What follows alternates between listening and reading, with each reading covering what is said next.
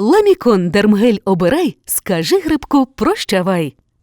В четвер, 13 числа, президент Байден і президент Зеленський зустрінуться, аби обговорити рішучу підтримку Сполучених Штатів для України, таку, яка відбувається і зараз, і буде тривати в майбутньому.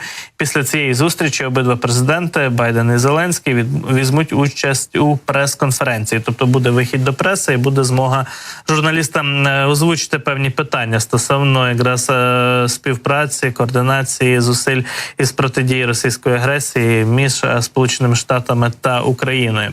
Також, власне, представник американського уряду наголосив, мається на увазі пан Кірбі, що на саміті оголосять про нові кроки у питанні поводження із замороженими суверенними активами Росії та їх спрямуванням на користь України. Нагадаю, що Урсула фон дер Ляєн, якраз глава Єврокомісії, вчора вийшла із анонсом таким, що там більше як 1,5 мільярда євро сума буде спрямована якраз із прибутків від російських активів на користь України, але це йде мова лише саме про якраз прибутки, а не про самі активи, які наразі заморожені, залишаються суверенними, тобто їх ані європейські держави, ані Сполучені Штати Америки не чіпають і поки що не конфісковують на користь України. Можливо, завтра від президента Байдена ми почуємо щось нове стосовно поводження із російськими суверенними активами. Поки що багато хто із якраз економічних експертів, фінансових скептично ставиться до готовності західних країн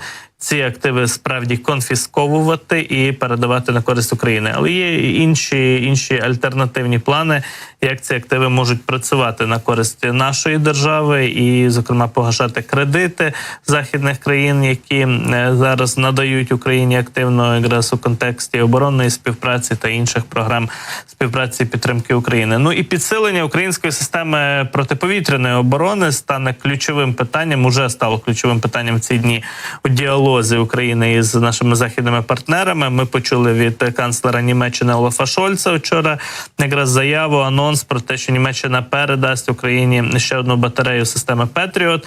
І Сполучені Штати так само готові підсилювати українську систему ППО у цьому контексті.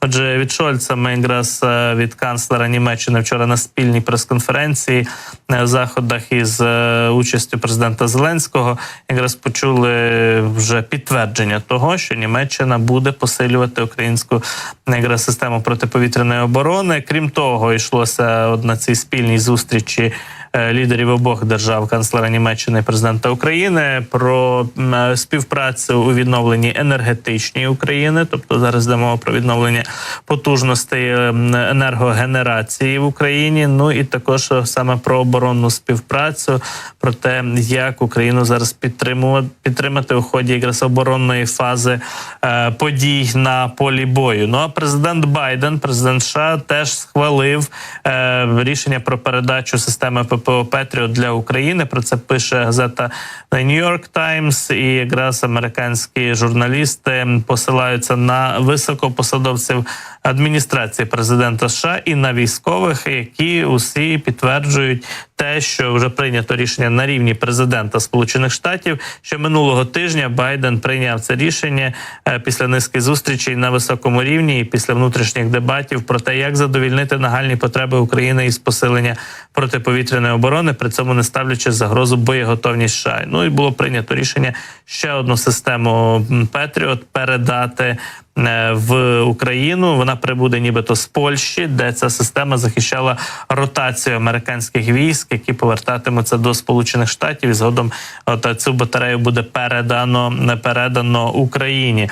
Отже, мова йде про 2 батареї, тепер додаткові, яку Німеччина і США передадуть Україні, 2 батареї Петріот.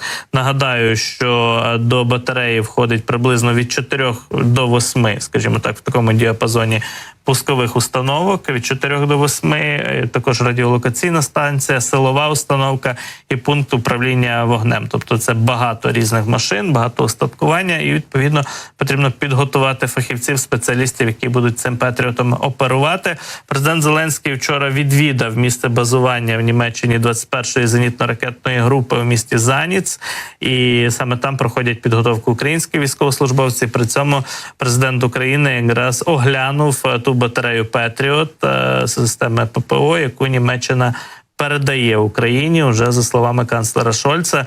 Можемо також послухати, як це було, як президент України звертався до наших українських військовослужбовців, які проходять підготовку в Німеччині. Дякую вам за службу, дякуємо нашим партнерам за тренування. Віримо в вас дуже сильно. Чекаємо на вас. Ви знаєте, мені сказав командир, що у вас багато хлопців з тих територій, які тимчасово окуповані русскими. Повертайтесь. Все повернемо обов'язково. Слава Україні! Героям!